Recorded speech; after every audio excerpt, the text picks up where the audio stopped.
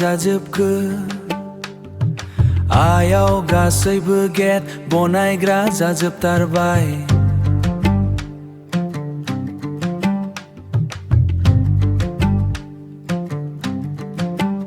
जानला मोनलानो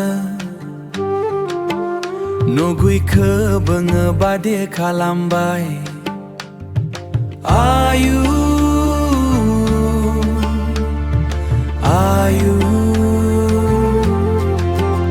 मा जाबावगोन बिसोर साफ्रि गथ'फोरजों गुबुनखो बानायबोआखै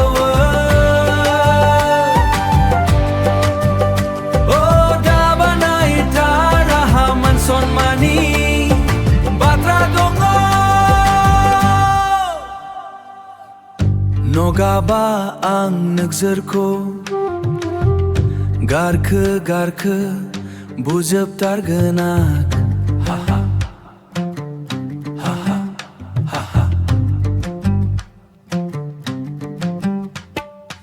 आरो मानि तारा बांसोरखो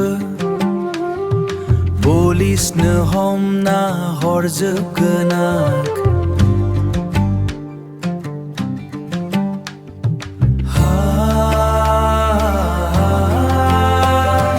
मा जाबावगोन बिसोर साफ्रि गथ'फोरजों